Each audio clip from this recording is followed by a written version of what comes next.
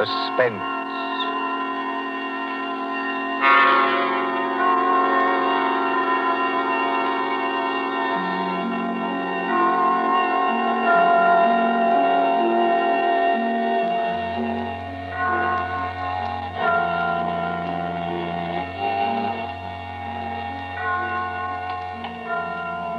Now let's see. Suspect, suspectant, suspend. Ah, here we are. Suspense. The condition of mental uncertainty, usually accompanied by apprehension or anxiety. Fear of something which is about to occur, as do not keep me any longer in suspense. For our story of suspense tonight, we invite you to enjoy The Devil in the Summer House by John Dickson Carr.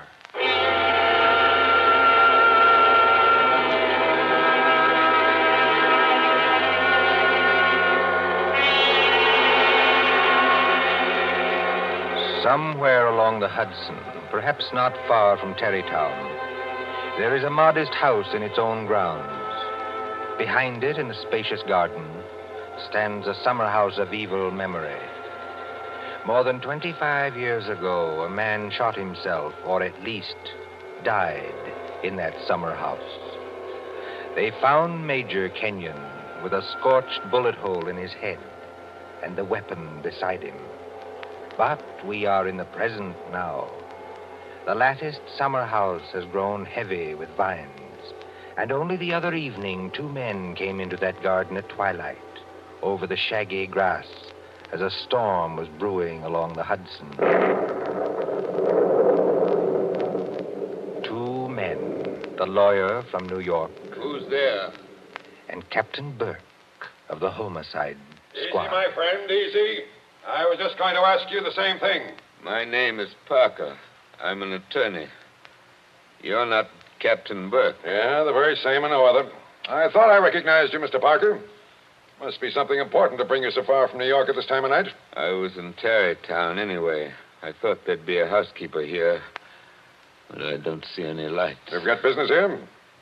Yes, in a way. Have you? I don't know. I'll tell you better after you tell me what brought you to a place that no one has lived in for 10 years. Tell me, Captain. Did you ever get an anonymous letter from a dead man? Did you? No, I can't say I did.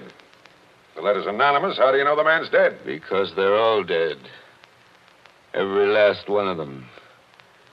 Dead and under the ground, where they can't be hurt any longer. Look. There's the summer house where Jerry Kenyon used to work. There are the windows of the library and the dining room. Looking for it. Confound this lightning. Makes the windows blaze, don't it? Jerry Kenyon hadn't a care in the world. Yet he shot himself. I'll show you the letter. Now, look, Mr. Parker, I couldn't read anything in this light. But if we can get inside the house Certainly we can get into the house. I was the family attorney. I've got the keys. Why should a dead person send me a letter?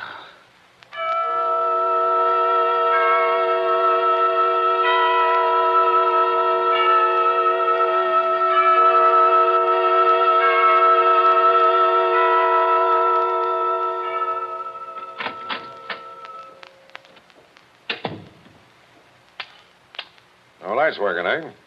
But you got a flashlight, I see. Came here prepared for anything, eh? This is the library. There were always candles on the mantel. Yes, there they are. Have you a match, Captain? Yes, I'll light them. That's better. Same old heavy furniture. Same old thick carpet. Same old globe map. Now, Mr. Parker, this letter that you were talking about. Yeah. Read it. Hey, wait a minute. This thing is dated November 2nd, 1918. That's right, and be careful of that paper. You see how old it is? But it was mailed yesterday. From where? I don't remember. I didn't keep the envelope. Read it. Dear Joe. In case you didn't know it, I'm Joe. Dear Joe, if you want to know how Major Kenyon really died... But we know how he died. It was suicide. Are you sure it was? Whoever wrote this letter doesn't seem to think so. If you want to know how Major Kenyon really died, look in the third drawer of the desk in the library. Press hard at the back of the drawer. Yours very truly. It's not signed. That's right. Now, you're sure you don't know who wrote that letter? This is the first time I've been back in this room, Captain. It was almost a home to me once. There's the chair where Isabel sat on the afternoon it happened. Isabel was Jerry Kenyon's wife. Beautiful woman. There's the door that the maid let me in by that afternoon. You know, Captain, seems to me they're all here tonight. Who? We stand beneath the sounding rafter, and the walls around us are bare as they echo our peals of laughter. It seems that the dead are there. Yet we stand to our glasses steady. You know it? I was in my school reader. How does the rest of it go? Yet we stand to our glasses steady and drink to our comrades' eyes. Here's a glass to the dead already. Hurrah for the next that dies. Excuse me, Captain. I don't know what's come over me talking that way. I was very fond of these people. Are you going to look in the desk drawer? This is a lot of nonsense. Then why are you here, Mr. Parker? Jerry Kenyon was always a happy man. At least that's what I always thought. Big, boisterous fellow. But he'd just been made a major in the army. 1917. There was a war on then, too, if you remember. I remember. To make the world safe. Old days. Old heartaches. Old memories. I remember that blazing hot day in August when all the windows were up. I remember this room. And Isabel, that was Jerry's wife, sitting in that chair, knitting. I remember...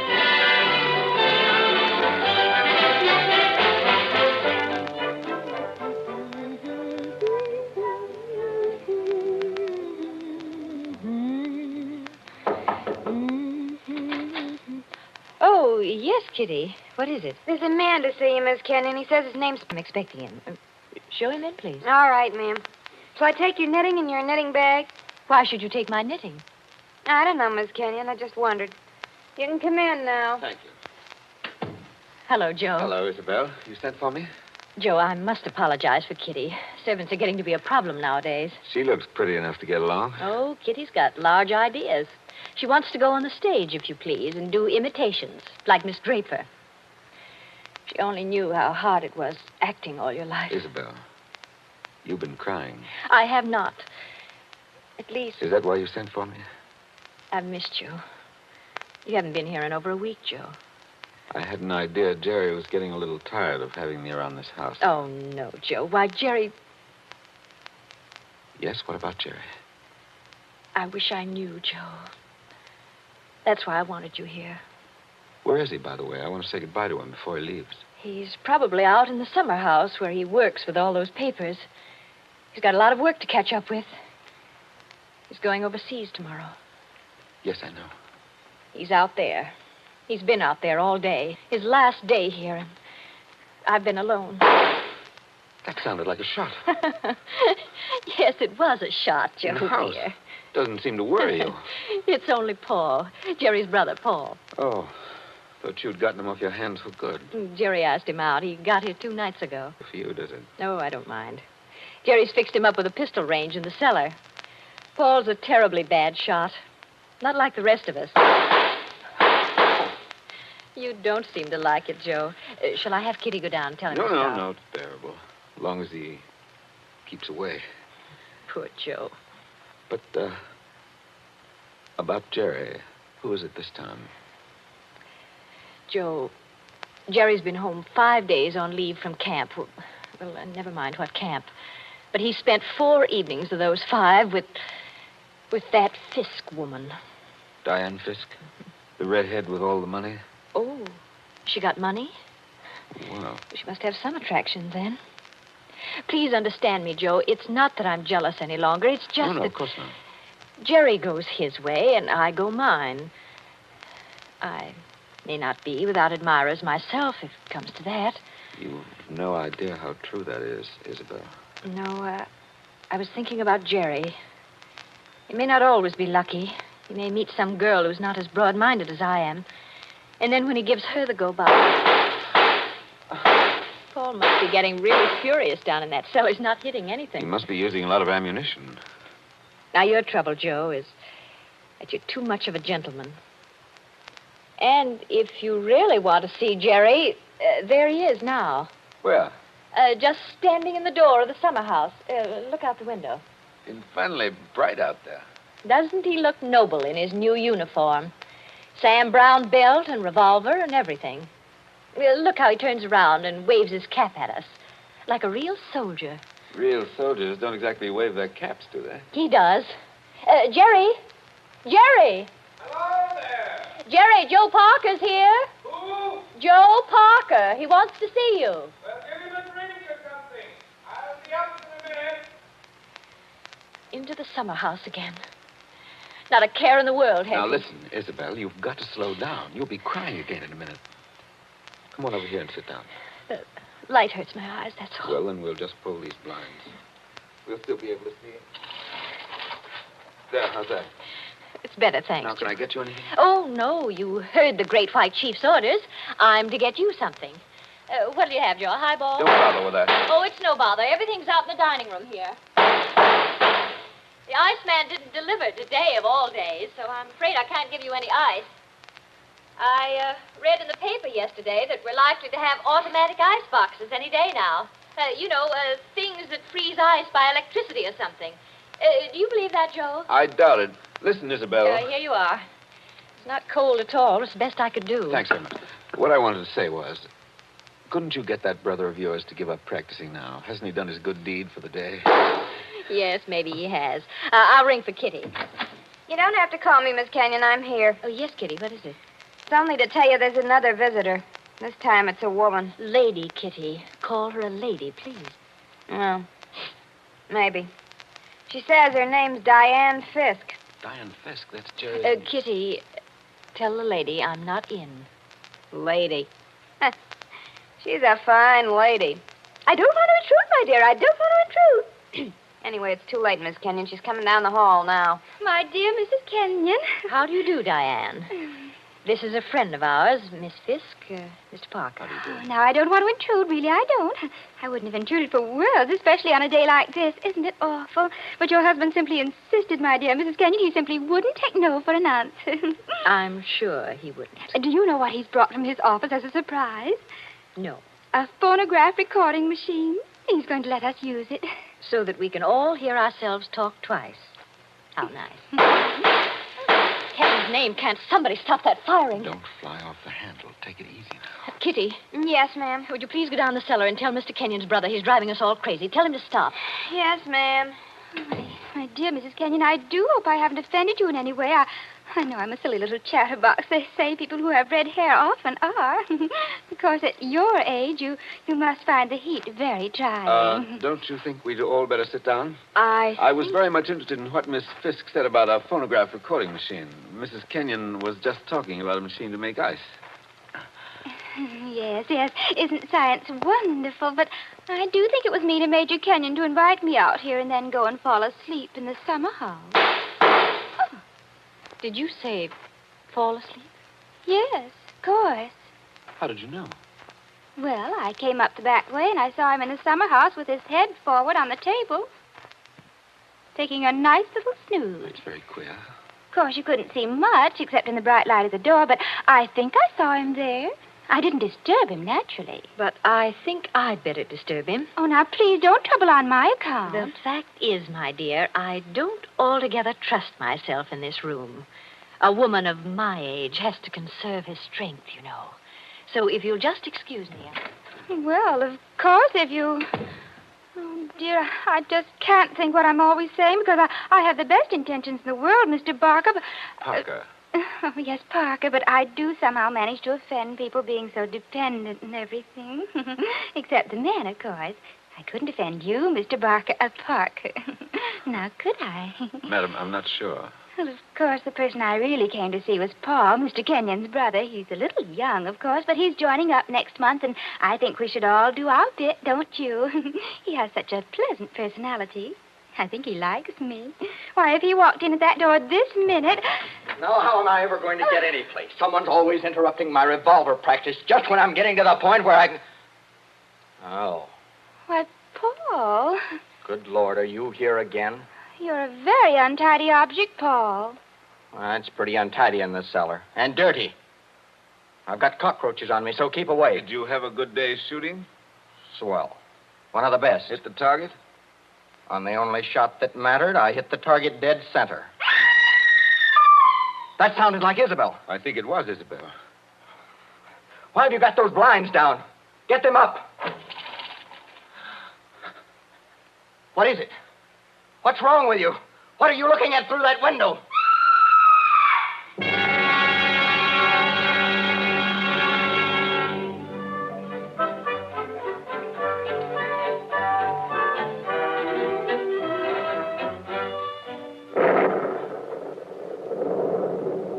That was 25 years ago, Captain Burke. We found Jerry Kenyon lying across the table in the summer house. He'd shot himself through the head with his own revolver from the holster. It was lying on the floor beside him. Shut up, Servant. I see. When Isabel found him, he'd been dead about half an hour. The doctors proved that, did they? Yes, that shot had been fired against his head. The front of his uniform cap was powder burned where the bullet entered. There's no doubt about that. None at all. We never noticed the real shot Because that young lad was shooting off guns like a maniac in the cellar. Precisely. Now they're all dead. By accident, illness, they're all gone. Isabel Kenyon died less than a year afterwards. I think she died just because she was so fond of Jerry. I suppose you've guessed my little secret. Oh, I think I can sort of read between the lines. You were in love with Isabel Kenyon, weren't you? Yes. Well, these things happen. I never let her see it, you understand? Women know, pretty generally. So, they're gone. The youngest of them. And I'm left alone with old tunes, old ghosts, wondering why the fellow ever killed himself. Why? Why? And this morning, out of a clear sky, I get a letter saying, if you want to know how Major Kenyon really died, look in the third drawer of the desk in the library. But I tell you, we know how he died. Well, aren't you going to do it? Naturally. I've got a key somewhere here that fits the drawer. Now, listen, Mr. Parker. In my father's country, in Ireland, they got a saying that when a man's going to commit suicide... I thought of doing that, too. Then the devil comes in and takes him by the hand and talks to him. They say you can see the devil as plain as I see you just before you pull the trigger. The devil must have been in the summer house that afternoon, then. Oh, no, he wasn't. What do you mean? Major Kenyon didn't kill himself. He was murdered. My dear Captain Burke, the police covered all that at the time. Everybody had an alibi. They did they? Well, think of what I've told you. Isabel and I were together all the time. Paul, her brother, was shooting off guns in the cellar. Yeah? Diane Fisk. Yeah, what about her? Her chauffeur who drove her there swore he saw her walk straight up to the place. She passed the summer house, but didn't stop there. Well, that checks. Even Kitty, the maid, could prove she'd never stirred out of the house until just a minute or so before Isabel went herself. Oh, and why did the maid have to leave the house at all? She was taking Jerry the black coffee he drank every afternoon. He'd already been dead half an hour then. And that, my dear Captain, disposes of everybody. Well, now listen, Mr. Parker. You're a good guy, and I'm not going to hold out on you any longer. You see, I say Major Kenyon was murdered because I know he was murdered. By an outsider? By one of the people in the house. That's impossible. Is it? Well, why don't you open that desk drawer and see? What time is it? It's 7:45. 7:45. And I haven't got much time. For what? Holy St. Patrick, will you open that drawer? If it's waited 25 years, my friend, it can wait a minute more. I've got the key somewhere in this bunch of keys. Everything the same. Paul never altered what he inherited. Same old desk, same old phonograph. Same old... I think this is the key. Yeah, it opens. There's nothing here except one or two old newspapers. Everything very dirty. The letter says to press hard at the back. Now, have you tried that? Doesn't seem to. Yes, by George, it does work. Well? There seems to be a movable back on a hinge. Well, what's inside? Some sort of flat brown paper parcel sealed with wax. And about as dirty as it can get. Open it, man. Open it. I'm going to. It's a phonograph record. There's a plain white label. Something on it written in pencil. I don't see too well nowadays without my glasses. Here, give it to me. I'll read it to you. Go on. A record of how I killed Jerry Kenyon. Say, don't you get it, Mr. Parker? This is the real goods. The murderer's going to tell us his own story 25 years later. Be careful. Whatever you do, don't drop it. You seem to be interested enough now. I don't say I'm not interested. I say I can't believe it. You know, when you were talking about the dead coming back and that kind of thing, you sure started giving me goose pimples. But that's just what it is, a dead person. Now, there's the phonograph. Put that record on. Let's hear what the ghost says. Any of them could have made the record, of course. The apparatus was all here. Don't just stand there by the phonograph. Won't it work? Yes, it works. Is it wound up? Yes, it's wound up. Here goes. Now, look, Mr. Parker. Whose voice do you think it's going to be? I don't know. Now, I want to warn you. The voice you're going to hear from there... Please, be quiet. Listen. I've started it up. Well, speak up. Who killed Jerry Kenyon? I killed him, Joe, dear. Isabel. I'm sorry about it, Joe. But I had to have you for an alibi. And you were so terribly easy to It's fool. only a phonograph record, man. Don't look at it as if it was alive. You said you and I were always together, Joe. But that wasn't quite true. I left you to go into the dining room and mix a highball, remember? Yes. And I was carrying my big knitting bag. Remember that, too? And there was something else in it besides knitting. I'm an awfully good revolver shot, Joe. I told you we were all good except Paul. And the back windows of the dining room faced the same way as the back windows of the library. Thank you, Isabel. Thank you. Jerry very was much. in the summer house. I made a sign to him from the window, and he came to the door there. In bright sunlight, 50 feet away. True again, Isabel.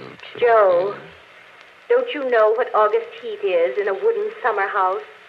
Didn't anybody see that no man would be wearing a cap inside on a day like that? Jerry had taken his cap off before he went into the summer house. We saw him do it. He was bareheaded when he came to the door. So I lifted the revolver and shot him through the head. Then I dropped the gun back in my knitting bag and went back into the library with your drink. Isabel. Don't talk back to the thing, There man. was You'll drive me something else screwy. in my knitting bag, too. I had to use it. It was a duplicate of Jerry's army camp with a powder-burned hole already fired through it in the place I wanted. Very clever of you, Isabel. So I've been the goat for 25 years. I waited for some time and then slipped out to find the body. I fitted the new cap over Jerry's head in place where it ought to go. I put the old cap in my knitting bag. I took his revolver out of the holster and kept it. The gun that I'd used, I dropped on the floor beside him. So I proved it was suicide. You see? You proved it to me. Joe, listen, I'm very sick. They tell me I'm going to die. You are dead. Joe, I'm afraid. I'm going out in the dark, and I don't know what's there. Don't go away, Isabel. Come Joe. on. Just for a minute. Okay, I've had just about enough of this. Joe, I want you to tell everybody about it. I want you to tell them how a poor, crazy woman couldn't stand that man any longer, and how... There.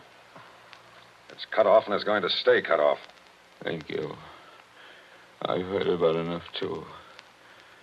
But you can't arrest her now, my friend. You can't arrest her now. After hearing that, I'm not going to arrest anybody. Tell me, Captain. Did you know what was on the record? No. That's why I had to hear it. I knew about it, but I wasn't sure what it had to say.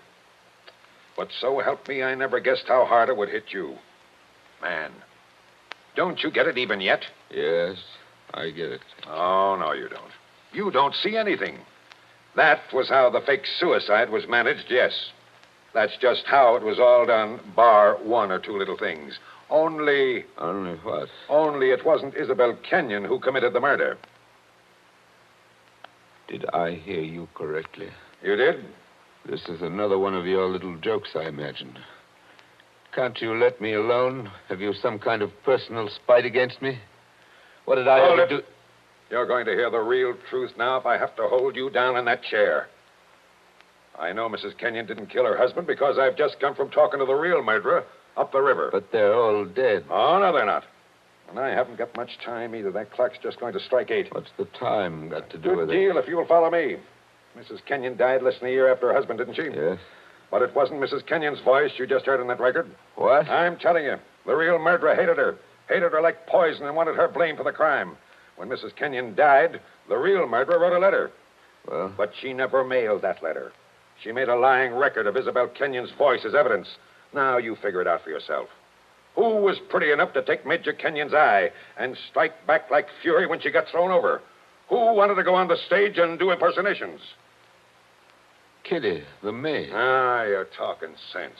She shot Jerry from the dining room window. When she couldn't borrow Mrs. Kenyon's knitting bag, she went out to the summer house with a gun and the fake cap wrapped in a napkin on a coffee tray. She did go out, I remember. Actually, she got there before Mrs. Kenyon did. But the summer house was dark inside, and Mrs. Kenyon never noticed her. The next day, Kitty wrote that letter, but she couldn't bring herself to send it. So she kept that letter till the day before yesterday. Then one of the boys at Sing Sing... Wait a minute. Thinking he was doing her a kind action, put a stamp on it and mailed it. Did you say Sing Sing? Yes. They're electrocuting her tonight for the murder of an Italian down at Collier's Hook. I found out about the record, all right. But the one thing I wasn't sure of was that she had done the job alone.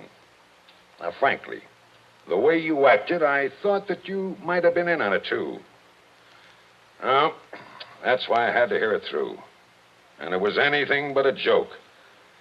And now, here it goes to blazes forever.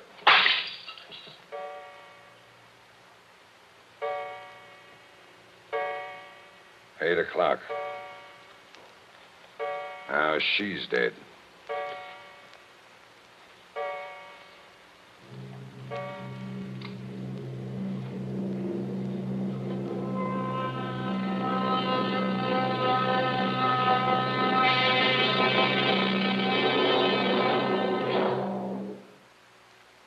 And so ends The Devil in the Summer House. Tonight's story of Suspense.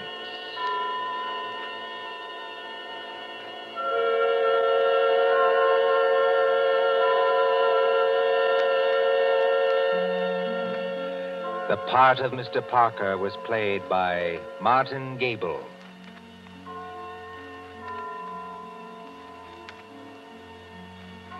Again next Tuesday at 9:30 p.m. Eastern Wartime. A story dedicated to the time.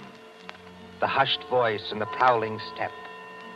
Another adventure in suspense. William Spear, the producer. John Dietz, the director. Carr, the author. Our collaborators on Suspense. This is the Columbia Broadcasting System.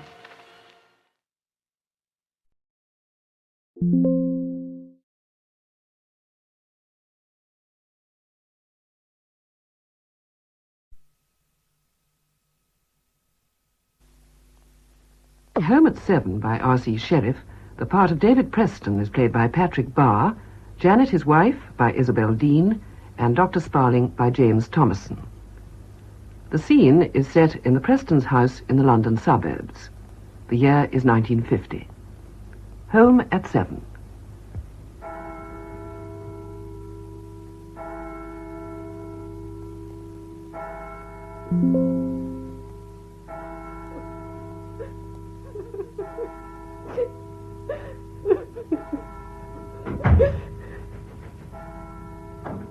Hello, Janet, my dear. Have you got a cup of tea? Oh, David, my darling, my darling. Janet, what on earth's the matter? What happened? Janet, what is it? Aren't you well? For heaven's sake, please, what is it? Oh, David, it's been terrible. I thought I'd go mad. What happened to you? Where have you been? Where have I been? To the office, of course. Where do you think I've been? But last night, and all today. What on earth are you talking about? I've never seen you like this before, Janet. If you didn't feel well, why didn't you ring me at the bank? You only had to phone. I'd have come home at once. I've been in torment all day and all last night. I thought I was going mad. All last night? What do you mean, all last night? When you didn't come home. Janet, dear, look at the clock up there. It's just gone 7. I'm always home at 7, every night. Look, there's nothing for you to worry about. It's just been an ordinary day, dear, just like any other Monday. But today's Tuesday. Monday, darling. It's Tuesday, David. You're tired, Janet. You've got confused. I do know what... Tuesday? Yesterday was Sunday. Don't you remember? It rained a little in the morning. It cleared up, and in the afternoon we worked in the garden. After supper, we listened to the radio. Remember? Look, I'll just go and make you a cup of tea, dear. You probably had an afternoon nap and dreamt that I didn't come home. But I did. Everything's all right. David. Yes? Just a moment. Well? The evening paper you just brought in. Look. Tuesday. Tuesday? But it's not Tuesday. Darling, we've always understood one another. If you suddenly felt you wanted to go away and be alone for a while, well, that's perfectly all right. I should have understood. But why couldn't you have phoned and told me you weren't coming home? Something's happened. I don't understand. You must give me time to think, because... Well, I'm sure there's really quite a... will come in a minute. Anybody at the bank could tell you I've been there all day. You've not been at the bank all day. I rang the manager. I had tea ready on this table here at 7 o'clock last night, like I always do. When you didn't come in, I thought you'd missed your train at Cannon Street, or perhaps the train was late for some reason. Then 8 o'clock came, terribly worried, because you've always telephoned me if you're going to be late. Then at 9 o'clock, I couldn't bear it any longer. I rang up the police. You rang up the police? Well, what did you expect me to do? Lock up the house and go to bed as if nothing had happened? The sergeant on duty said he'd inquire at the hospitals and let me know if anyone had been brought in. I sat up in this chair all night, waiting and listening. When the bank was open, I rang up the manager. What? He said you hadn't come in the morning, but you left last night as usual at 5 o'clock. You said you always leave at 6. You told me you always leave at 6. That's right, I always do, at 6. I asked him again because it surprised me. He repeated it. He said you always leave at 5. He must have made a mistake, or you misunderstood him. He always leaves at 5. He was speaking of himself when he said that. About noon, he rang again and said you still hadn't come in. Since then, I just sat here for hours and hours, and I thought I was going mad. And then you walk in as if nothing had happened and say I must have dreamt it all. I can only tell you one thing, Janet.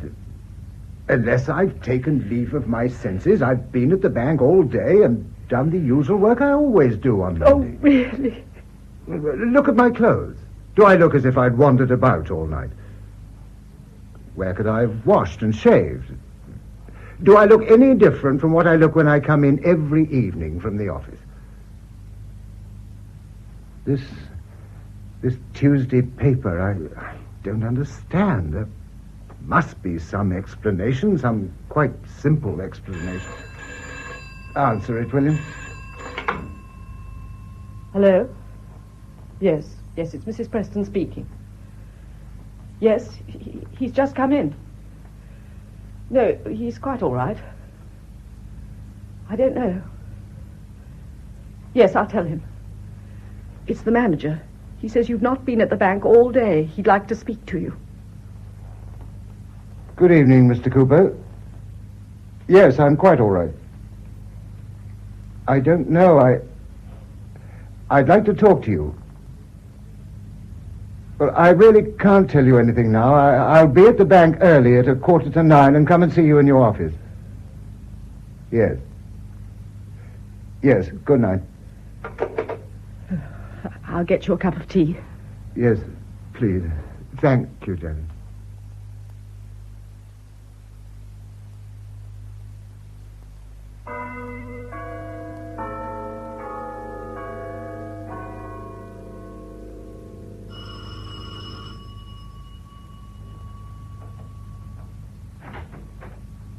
Good evening, Mrs. Preston. Oh, Dr. Sparling, I'm so glad you've come. Do come in. Thank you.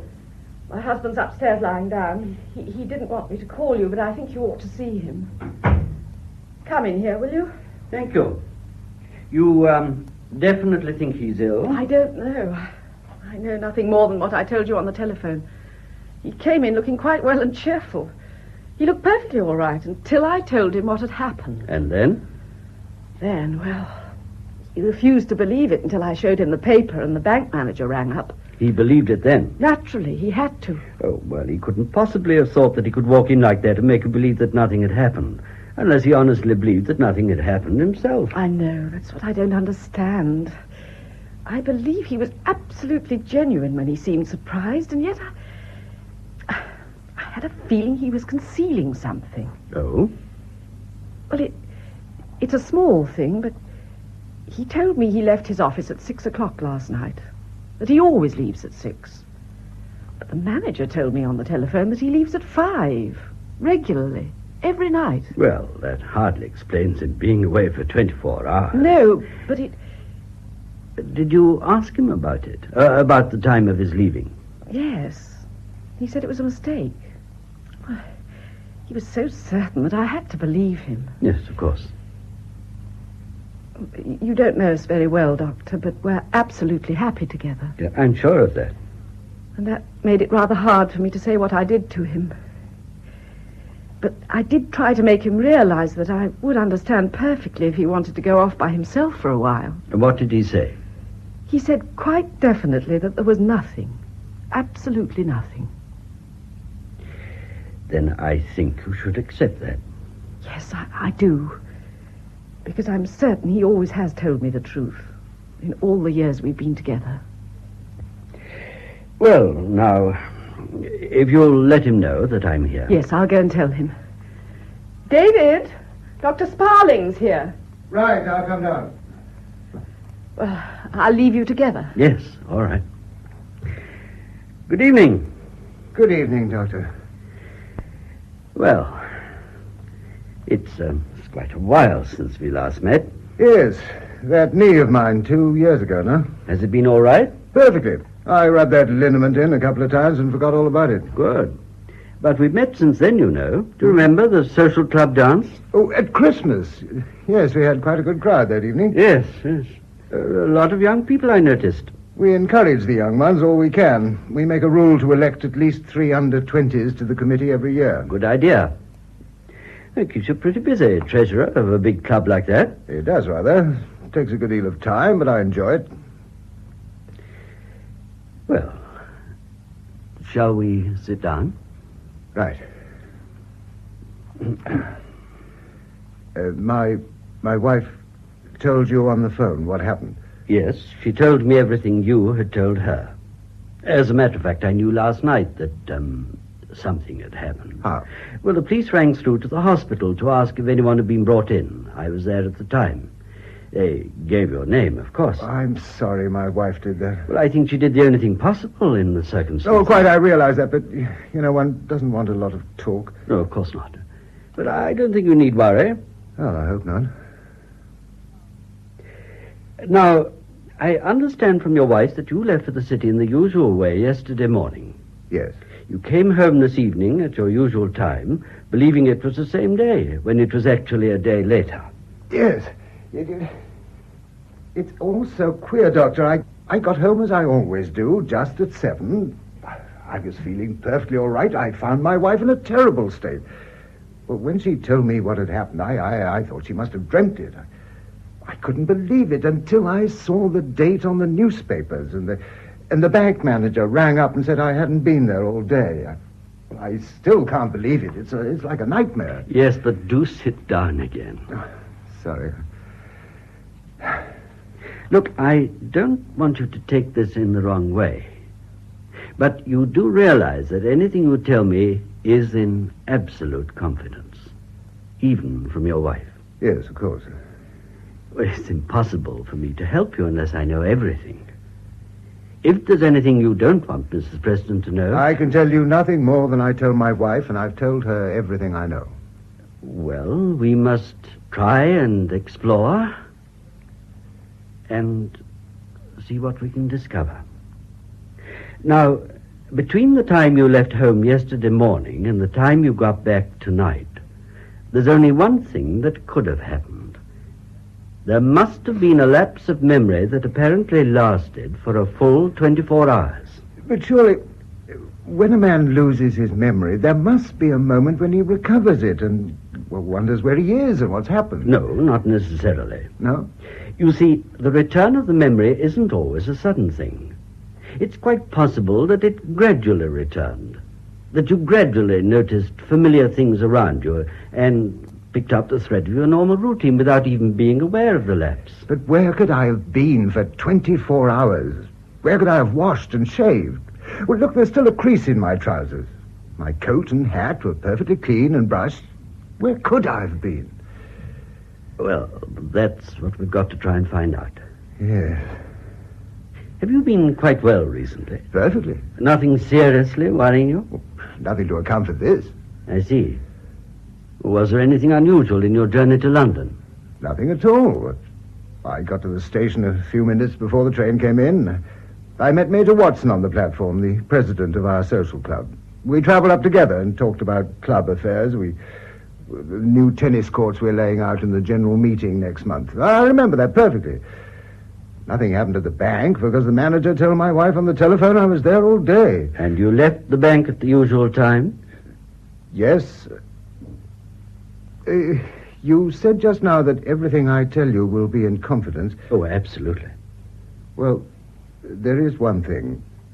It's really such a trivial, harmless thing. It couldn't possibly have any connection with all this, but you must understand that my wife and I are perfectly happy together. I'm sure of that. But everybody's got little things they like and dislike. My wife doesn't like alcoholic drinks. Oh, she's not a fanatic or anything like that. I'm perfectly sure that if I wanted beer or sherry or anything else in the house, she wouldn't raise the least objection, but I respect her feelings about this and don't have them. In any case, I drink very little and don't need them in the house at all, but, well, like a lot of other men, I enjoy a glass of sherry in the evening when I finish my day's work. Oh, so do I, very much. It's been a habit of mine for some while to drop in at a little place and have a glass of sherry on the way to the station every evening. Well, why not? It was just after the war. We were short of staff, and I was working until 7 every night. At 6 o'clock, I used to go out and have my drink and go back to finish my work. It's a little pub in a side street near the bank, run by a brother and 2 sisters, very nice people. Joe's around 40, I suppose, and Ellen's about the same age. Peggy's much younger, under 30, I imagine. I know what you're thinking, Doctor. Oh, no, not at all. Why should I? It's all perfectly harmless, I can assure you. We pass the time of day, have a joke or two while I sat drinking my sherry, that's all. Well, Then a few years ago, this late work finished, and I was free to leave the office at the usual time, at 5 o'clock. I was rather disappointed to think that this little interlude would have to end. They didn't open till 6, of course. I could scarcely hang about for an hour waiting. So you went round to the side door? Yeah. Well, I used to do that at a pub in Winchester during the war. Well, they live over the premises, and Joe said I only had to go round to the private door, knock, and go in. It was against the licensing rules, but it really wasn't a very serious offense. I suppose it was rather silly not to tell my wife, but I just let her think I still worked at the office until 6. Oh, well, I don't think that's very terrible. I imagine a good many other city men do the same. Why didn't you tell your wife? I really don't know why I haven't. Mainly, I think, because I didn't want her to feel that she was depriving me of something I could easily have at home. Oh, she'd have insisted on getting the sherry in, but I didn't want it in. I liked having it where I do at that time of the evening. I understand. If I suddenly told her now I'd been doing this, she might think it was somehow connected with what happened yesterday, but, well, I'm sure it isn't. You went there as usual last night? I arrived just after 5 and left at 6 in good time to catch my train. And nothing unusual happened? Nothing at all. I just sat there in their private room having my sherry. Then, when we all went into the bar and had a game of darts. I remember 6 o'clock striking from St. Paul's as I said goodnight. Then it all boils down to the next hour. Because normally, you'd have been home at 7. Yes. Can you remember how you were feeling on the walk to the station? I was just feeling happy and contented, like I always do, walking to the station after my sherry. Did you have more than usual to drink that evening by any chance? No, I'm certain of that. 2 is my limit, and they never press me. And you arrived at Cannon Street in good time for your train? Yes. There is just one thing. I do remember a curious feeling as I went into the station and looked up at the big clock. Can't exactly describe it, just a vague, uncertain kind of feeling. I remember looking very hard at the clock. So hard that I can see it quite distinctly now. The white face, the big black hands that pointed to 6:15. Ah, now that might be something. Then I remember rather a dazed, uncertain feeling as I went for my train. I had to think before I could recollect the number of the platform, though it's always number 5 every night. Or can you remember the journey home? Such a routine journey. I don't remember any special incidents. Was there anybody you knew on the train coming down? I don't think so. You're not really very sure about that journey, are you? Not absolutely. Sorry, I thought perhaps you'd finished. Come in, Mrs. Preston, do. I'm not disturbing you. No, not at all. That's if Mr. Preston doesn't mind. No, of course. Now come in, Janet, please. Well, I can promise you one thing, Mrs. Preston. Your husband's perfectly well in himself. A case of lost memory is disturbing, naturally. But there's no need to be alarmed. Thank you, Doctor. Mr. Preston, have you ever had a serious illness or accident? No, never. I've always kept very well. What were you doing during the war? At the bank, as usual. I was an air raid warden. You went through some pretty bad bombing? Oh, yes, this was Fly Bomb Alley here, you know. Well, can you remember any especially bad incident? Oh, well... There was that one in Elm Tree Road, David. Yes, I had a narrow squeak that night. A fly bomb came down on a piece of wasteland just behind the houses. I wasn't more than 100 yards away. Naturally, the blast was pretty bad. I wasn't hit by anything, but I was deaf in this ear for a few days. Did you have medical attention? Well, I didn't think it was necessary. I felt all right by the deafness, and that soon wore off. Well, a shock like that can play funny tricks on you sometimes. We've had a lot of it since the war. You know, perfectly normal people can have a thing like this happen without even remembering the original cause of it. It may come from a severe shock like this one of yours, or it may be the result of a long period of strain. You mean there's permanent injury? Oh, no, not at all. Well, it may be a good thing in a way. It may clear the system of a suppressed nervous condition. Once it's over, you're free of it for good. If only I knew when it happened and what I was doing all those hours. I think we're fairly clear when it happened. Are you? Your husband remembers feeling a bit queer at Cannon Street Station. You mean he lost his memory at Cannon Street last night and stayed there until this evening? It's quite possible. Oh, but surely the station master or somebody would have done something. Or you could stay in a big place like that for hours without attracting any special attention. Yes. You may have gone into the restaurant and had supper. You may have gone out to the station and walked back to the city. This morning, you may have gone to a barber's shop and had a shave. This evening, you may have returned subconsciously to Cannon Street. The sight of the station clock may have been the thing that brought your memory back. I can't believe that. I know every inch of London, every street. If I walked about all night and all today, why shouldn't one of 1,000 other familiar things help my memory to come back? Familiar things would tend to help, of course. That's why I think it happened the other way. That feeling on the station, your confusion about the platform your train left from, the uncertainty about the people in the carriage, all that sounds to me like the period of losing the memory. You mean it may have happened in the train coming home? That's something we don't know.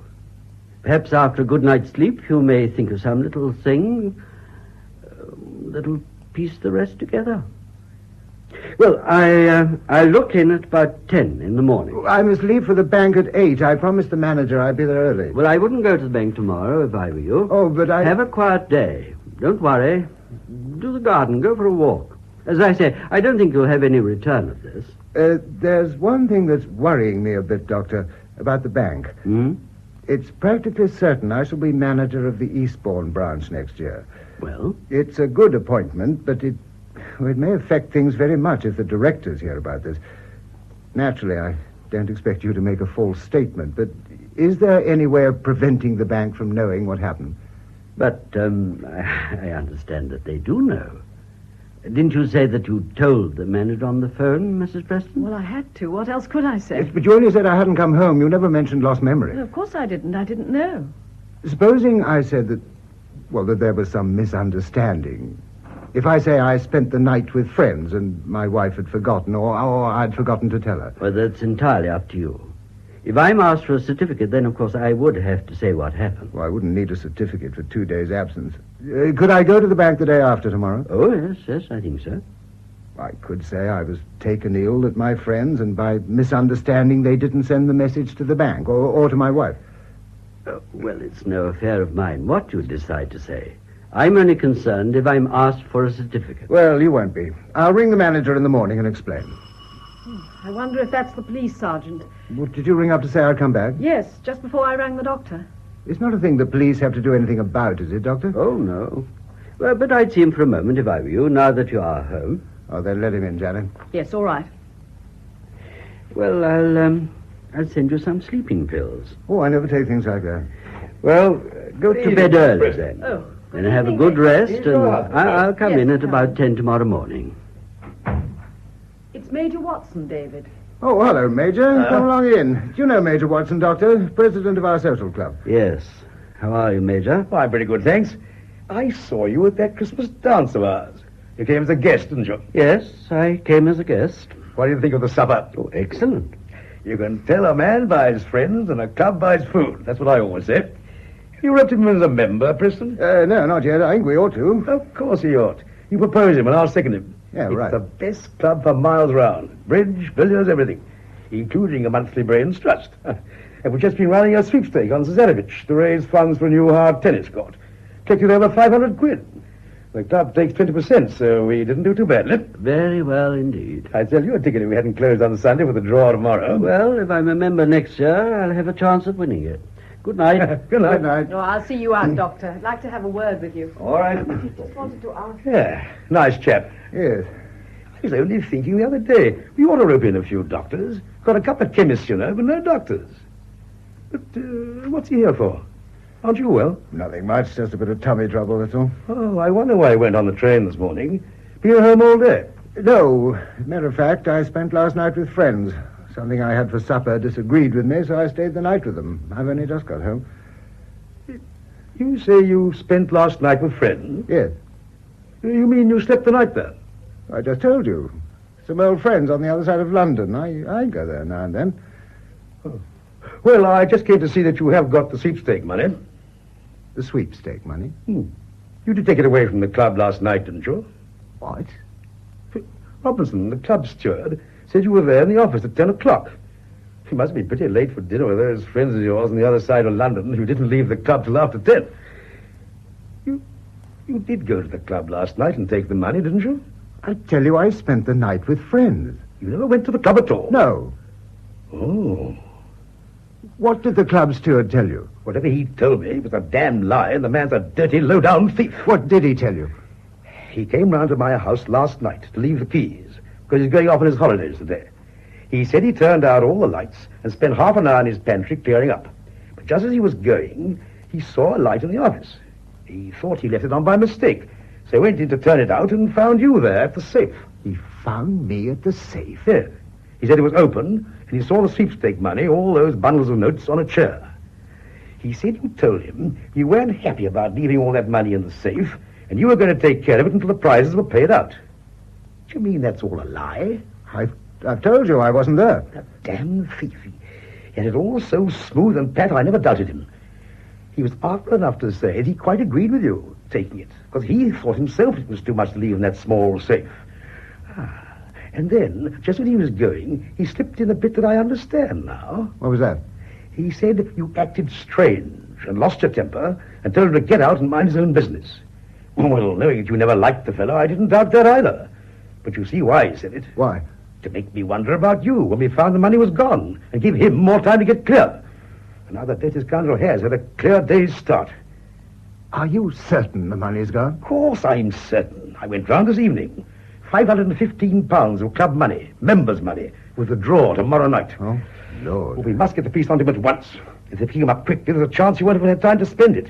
Can I use your phone? Major Watson, don't do anything tonight. Don't do anything? What do you mean? The scandal it would mean for the club. Scandal? Good heavens, man, it's the dirty, barefaced robbery.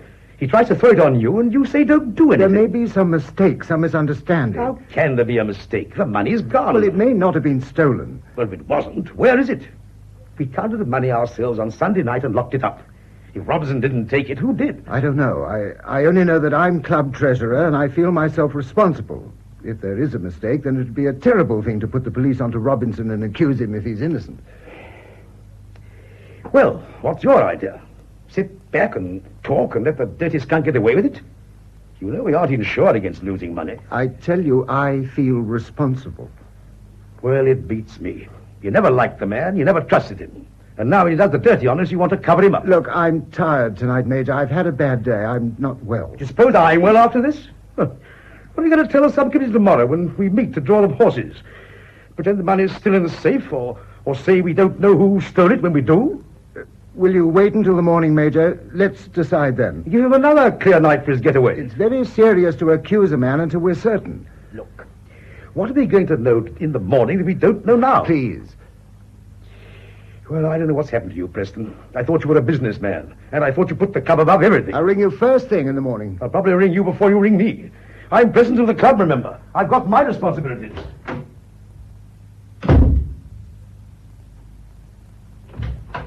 David, isn't it terrible? How did you know? I met Mrs. Warren just now when I saw the doctor out. Well, how did she know? It was in the late paper. What was in the paper? But didn't Major Watson come to tell you? Do you mean he hadn't heard? Heard what? They found Robinson, the club steward, this evening in that little wood by the pond on the common. He's been murdered.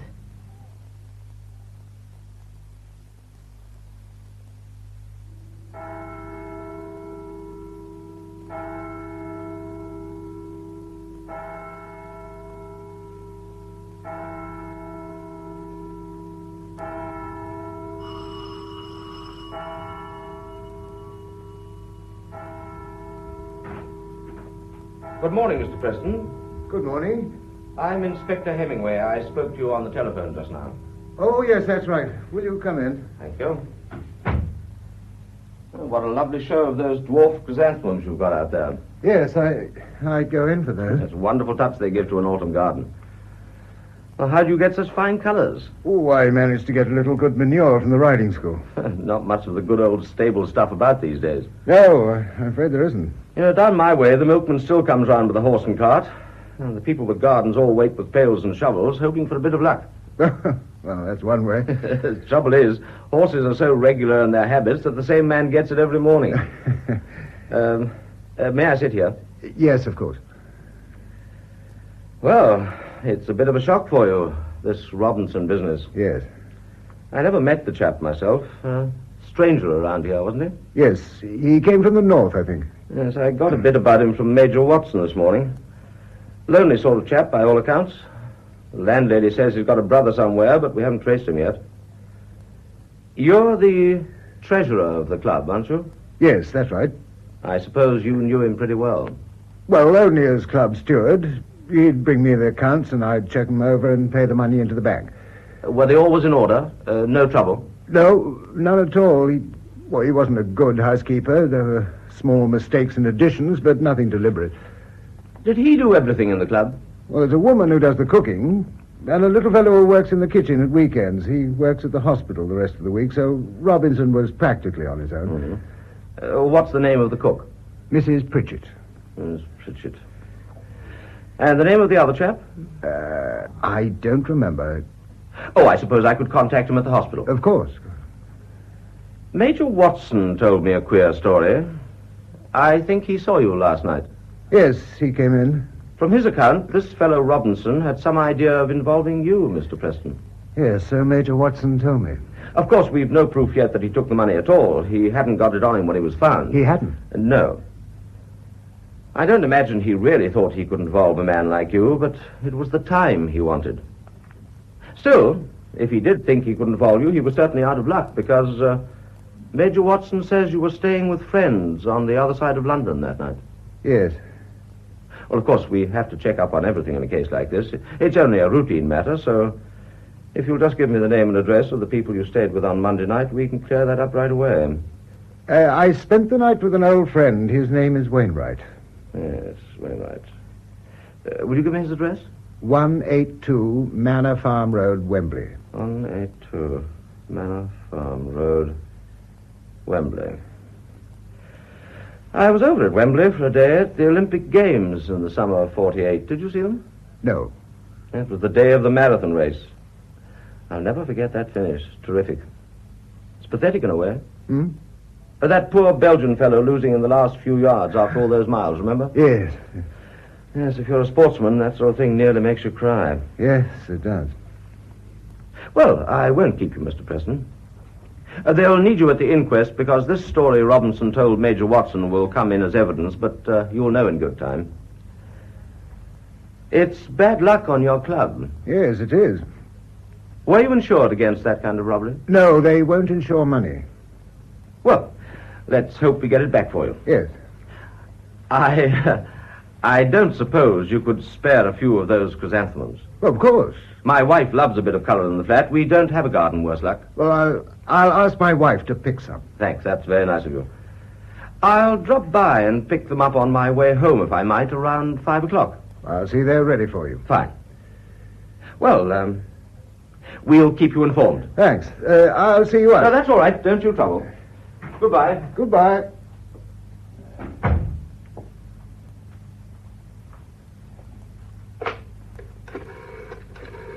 What did the inspector say? I'll tell you in a minute. Who are you ringing up? Please, Janet, I can't talk if you're here. I'm sorry. I promised the inspector some chrysanthemums. Would you go out and pick him some? Everything's all right, then? Yes. Now run along, please. All right. I'm going. Hello? Hello, I want to speak to Mr. Wainwright, please. What? When did he go away? Last Saturday. Well, I must get in touch with him. It's very urgent. But you must know what hotel he's staying at. I see. No, there's no message. Goodbye. Did he say what colours he likes? Colours? What colours? Well, you said the inspector wanted some chrysanthemums. Oh, it doesn't matter now. Oh, but David, dear, you told me a minute ago. A few of each, that'll be all right. Oh, I'll go. I expect it's Dr. Sparling. Good morning, Mrs. Preston. Good morning, Doctor. Will you go in? I'm just going to pick some flowers. My husband's in the sitting room. Oh, right. Well, good morning. Good morning. How are you feeling? All right, thanks. Did you have a good night? No, I couldn't sleep. I didn't think you would. That's why I wanted to give you something. You heard what's happened? No. It was in the paper. Oh, you mean that club steward? Yes. Yes, I have heard. Well, now, have you been able to piece things together at all? No. No small thoughts or memory that might help us? No, there's nothing. Well, shall we try running through things again, quietly and slowly, to see whether perhaps... Oh, well, for heaven's sake, no. I did all that in the night for hours. I began to think I was going mad. It was too horrible. You mustn't think like that. You don't suppose I can close my mind to it and not think at all? No, but you... Why don't you say what's in your mind and have done with it? I know exactly what you're thinking. Every imaginative person suffering a lapse of memory fills the blank periods with all kinds of things that might have happened. But, my dear chap, if you connect this matter of the club steward with yourself, well, it's just absurd. Why is it absurd? Because a person suffering from lost memory still retains his own character. If a criminal lunatic lost his memory, he probably continued to behave like a criminal lunatic. But a normal, honest man would continue to behave normally and honestly. Suppose a normal, honest man hated somebody. Wouldn't he go on hating that person subconsciously when his memory had gone? Yes, I imagine he would. But you didn't hate this man, Robinson. I did hate him. You did? How can I explain it? From the day he came to the club, I disliked him. I opposed his appointment because of that, and I'm sure he found out I opposed him. What made you do that? Well, how can I say? I've never had any bad feelings for any man in my life except for him. Partly, I think it was because I enjoy the club so much. I helped to found it, and I liked its pleasant, friendly atmosphere. Directly I set eyes on this fellow, I knew he was wrong for a club like ours. I disliked his type, his big, fat body, and his pale, flabby face. Most of all, I disliked his eyes, the way he looked at me. I don't suppose I had any proper grounds for opposing his appointment. He brought a good character from the army. He'd been in some kind of catering job. Oh, the committee overruled me. Naturally, I was hurt at being overruled in a club that I'd helped to found. Did he prove himself to be the wrong man? Oh, he did his work well enough. He didn't drink or anything like that, but the more I saw of him, the more I loathed him. I used to look forward to going to the club, but after he came, I began to hate it. I felt his eyes on me every time he came into the room. I felt something evil and horrible about him. I knew he'd glory in hurting me if he could, and was waiting for the chance. Imagination can play cruel tricks. That's why I told you to stay at home today and You rest. don't think I'm suddenly imagining all this? For months now, I wake up in the night fuming at what this man has done to destroy my pleasure in the club, wondering what I can do to get rid of him. But you've got to be sensible. You never in your wildest moment thought of murdering him. Naturally, I didn't. Then you're not very likely to have murdered him on Monday night. Do you know what happened on Monday night? A few hours before he died. He told Major Watson he saw me in the club taking the sweepstake money. Hmm? Well, you can prove you didn't do that either. How can I? By common sense and reason. Yeah, but how? If a man were desperately in need of money, he might be drawn subconsciously to a place where money could be found. But that is possible. If he definitely had theft in mind before he lost his memory. But if you're going to tell me that you've been calmly planning robbery and murder for the past few weeks, then I don't believe you. And what's more, I can't help you, because you're making no attempt to help yourself. Now sit down and keep calm. Sorry. When you left me last night, I hoped I'd wake up with everything clear. But when I heard about this murder, I didn't dare to sleep. Reason told me that if my memory remained completely blank, then I could honestly defend myself against everything they accused me of. I could answer with a clear conscience, and I had no knowledge or recollection.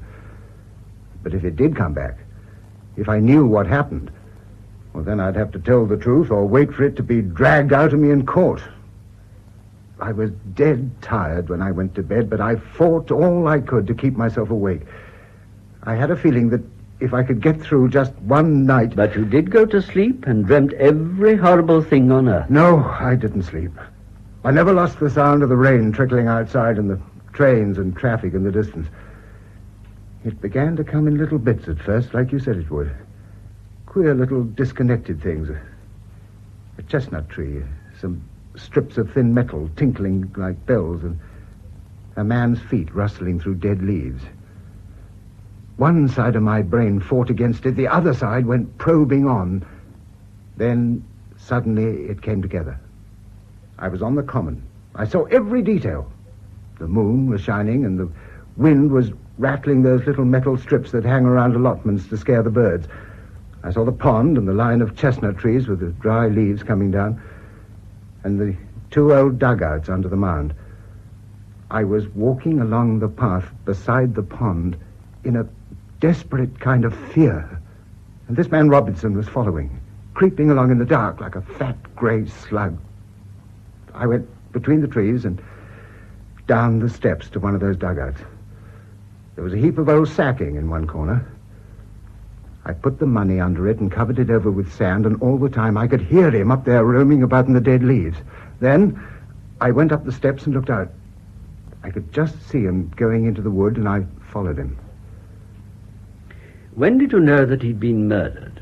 Well, last night when somebody told my wife. Did this person tell your wife how it was committed? I didn't ask her. Well, how was it committed when he came back to you last night? I followed him into the wood and...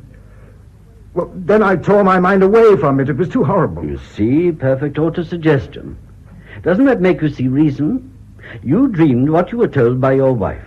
If only I could believe that. And you added to the dream what Major Watson told you about the stolen money. And you woke up when your information about the details came to an end. You said my memory might return, so how can you be really certain? I can only weigh the two things together and go for the one that's more probable. If I were asked point blank whether I remember anything of those lost hours, I mean, if anybody in authority were to ask me on my oath, would it be honest to say that I still remember nothing? Well, in your place, I certainly would. Whether it was honest, I don't know, but that's what I'd do if I were questioned. I have been questioned. When? Just now. An inspector came to see me. He wanted to know where I was that night. You see, I told Major Watson I spent that night with friends. He told the police, and they came to ask me the name and address of the people. Well?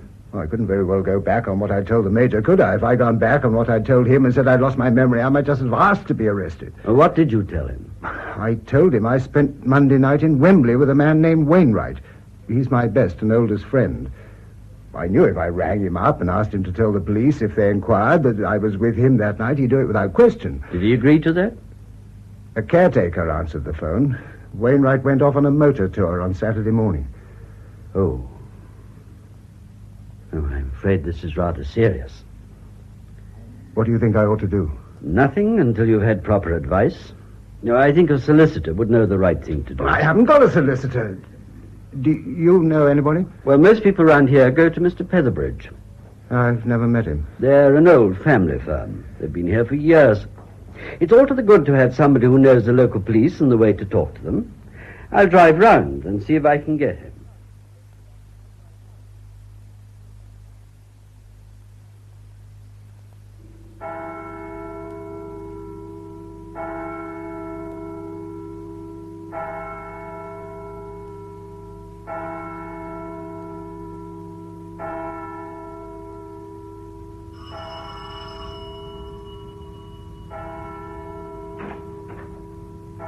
Oh, Mrs. Preston, this is Mr. Petherbridge. How do you do? How do you do? It was good of you to come so quickly. Well, not at all. Luckily, I was in my office. Will you please come in? Thank you. This is my husband, Mr. Petherbridge. How do you do? How do you do?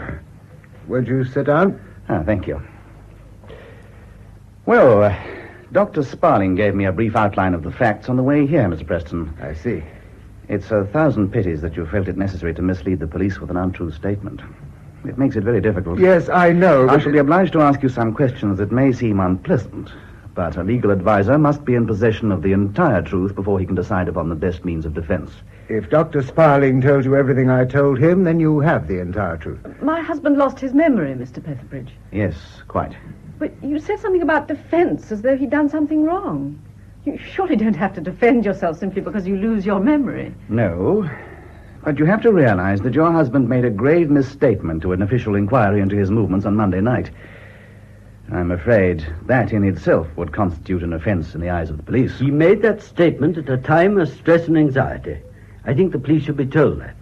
I understand this statement involved another person, a close friend of yours who was in fact in no way connected with your movements on Monday night. That's perfectly true. Well, that friend might have felt compelled to support your request and declare that you were in his house that evening. He wouldn't have felt compelled. He'd have done it gladly and willingly, as I would for him. You were asking him to commit perjury. If he'd been at home, and if he'd agreed, then he might easily have found himself committed as an accessory after the fact. Are you for me or against me in this, Mr. Featherbridge? I warned you I'd have to ask some unpleasant questions, Mr. Preston. I should also have warned you that I'd have to remind you of some unpleasant facts. Then, will you make one point quite clear to me? If I can. If a man committed a crime in a period of lost memory, would it be judged like a crime committed by a man in a normal condition? Well, that's extremely difficult to answer. We should have to search for precedents and examine them. I've no knowledge of any acquittal upon the plea that the accused had lost his memory at the time when he committed it, although I've no doubt that the plea has often been made. You don't believe I did lose my memory? No, I didn't say that. If you tell me upon your honor that you did in fact lose your memory, then I accept it without question. Thank you. Our task will be to convince the police. But I'm afraid you've given them a tremendous advantage in making a false statement of your whereabouts on Monday night. In a court of law, a good counsel might go a long way with that. I think there's another thing in Mr. Preston's mind. I told you he had some impressions. Well, personally, I think it was a dream. You mean concerning this money? Yes. A man can imagine all kinds of things. But there is a chance of his memory coming back in fragments, even completely. So it may be difficult to decide what part is imaginary and what part is true. Yes, exactly. But it's easy enough to settle about this dream last night simply by going to those dugouts and seeing whether the money's there. I think that would be most unwise. Why? Well, the police would have men on duty in the neighborhood of a murder. We should be inviting suspicion. In any case, even if the money's not there... It would at least settle Mr. Preston's mind. Yes, I know, but that's not the important issue. A dream which turns out to be imaginary is no proof of a man's innocence. Definite clues are the factors that really count. Mr. Preston, is there any personal property that you can't account for? Any small things that you had with you before you lost your memory, which are missing now? Yes, your gloves and a handkerchief, David. Oh. Did the handkerchief have your name on it? My initials, DHP. Can you describe the gloves? Ordinary brown leather, almost new. Oh, he may have left them in the train. Yes, we must hope that he did. Well, Mr. Preston, at the moment there's only one thing to advise. Absolute frankness. I suggest that we communicate with the police at once and tell them that you wish to correct your previous statement. Well, what will they do then? It depends on so many things. Whether they have clues or witnesses to support them, the extent to which they accept your husband's statement that he did actually lose his memory. But he did. We know that. We have to prove it, Mrs. Preston. Normally one does that by establishing an alibi. Unhappily, your husband sought to prove a false one, and we've no means of telling what view the police will take of it. We shall endeavor to explain, of course, but they may feel their case strong enough to stand upon circumstantial evidence alone. They may proceed on those grounds. So we must engage the best possible counsel to defend you. What'll that cost? In a difficult case like this, there's a psychological value in engaging an outstanding one. I don't quite see what you mean. I mean that an important counsel commands a larger fee than a lesser man. If you can show yourself in a position to meet that fee, then automatically you show the jury that you are unlikely to have stolen out of urgent need. What would an important counsel cost? Well, I don't think it would be a long case. Counsel's fees may be, 250 guineas. Expert medical evidence, perhaps 50 guineas. If the case went against us and an appeal were made, well, then perhaps another 100 guineas. I'll go. Yes, I would say that 500 guineas would provide for everything. I'm sorry to disturb you again, Mrs. Preston. I'd like another word with your husband, if I may. Will you come in? Thank you. Good morning, Inspector. Oh, good morning, Mr. Featherbridge. Mr. Preston has asked me to act for him. You know Dr. Sparling? Yes, of course. Good morning, Doctor. Morning, Inspector. I expect you know why I called again, Mr. Preston. Yes. Wembley Station called at Mr. Wainwright's house. Yes, I know. Mr. Wainwright left for his holidays on Saturday. Yes. If you knew Mr. Wainwright had gone away, I'm wondering why you told me you stayed with him. I didn't know. You mean you didn't know when you told me this morning? That's correct. If you'll excuse me, Inspector, Wouldn't it be It's quite better- all right, Mr. Featherbridge. This is just an informal talk, that's all. I don't intend to make any notes. Oh, very well. Mr. Preston, the caretaker at Mr. Wainwright's house told our people that somebody rang up for Mr. Wainwright about 10 o'clock. Was that you, by any chance? Yes, I intended to ask Mr. Wainwright... That's all right. It occurred to me you may have given that information by mistake. That you stayed with Mr. Wainwright some other time and got it mixed up with a visit to some other friend on Monday night. When I called this morning, I explained I only needed the information to rule out the story Robinson told Major Watson. Yes, but I'm not asking for a minute-by-minute account of everything you did that evening, because a man can't often do a thing like that when he's suddenly asked.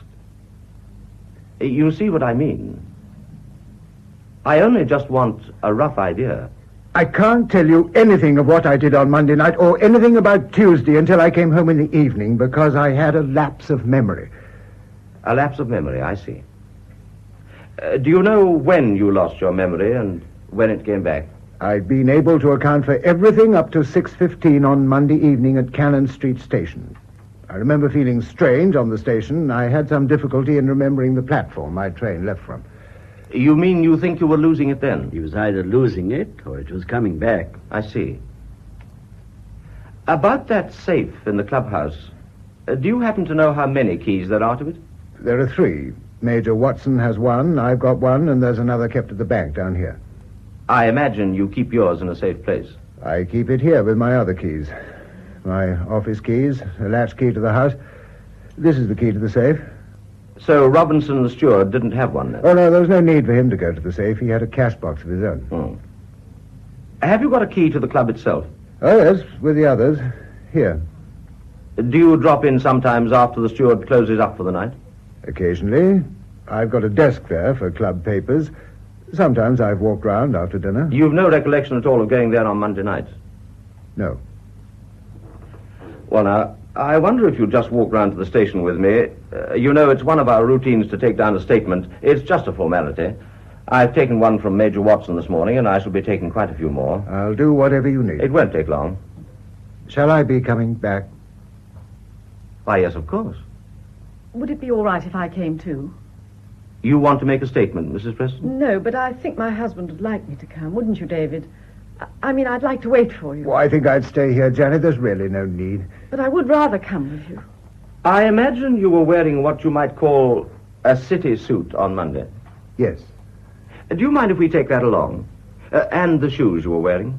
What do you want? Oh, it's just another bit of routine. If you need them, I'll get them. I'll come up and help pack them. You've no objection to my being with my client when he makes his statement? No, not at all. We'd prefer you to. Well, we won't keep your husband's things for long, Mrs. Preston. Good clothes aren't easy to get these days. I look after all his things myself. You haven't cleaned or pressed the suit since he went to the city on Monday? No, I haven't had time. We've been so worried. Oh, that's all right. Oh, we'll be with you in a few minutes, Mr. Featherbridge. Right. Shall we go upstairs and collect your things? Yes, of course. Shall I lead the way? Thank you. Mr. Featherbridge. Yes, Mrs. Preston. About the fees that you mentioned just now. I'm wondering, if I were to pay them myself, could you do anything to prevent my husband from knowing? Well, how could we do that? Could you say that the barrister had offered to defend him without fees? Would he believe that, do you think? Oh, I don't know. Look, if I tell you something, will you promise not to say a word about it to my husband? Well, certainly. I'll go if you like, Mrs. Preston. No, I want you to know too, Doctor. I think it'll help you to understand why my husband seems so worried and difficult. Very well. You see, for a long time he's been terribly in need of money, although I only knew about it last week. Oh?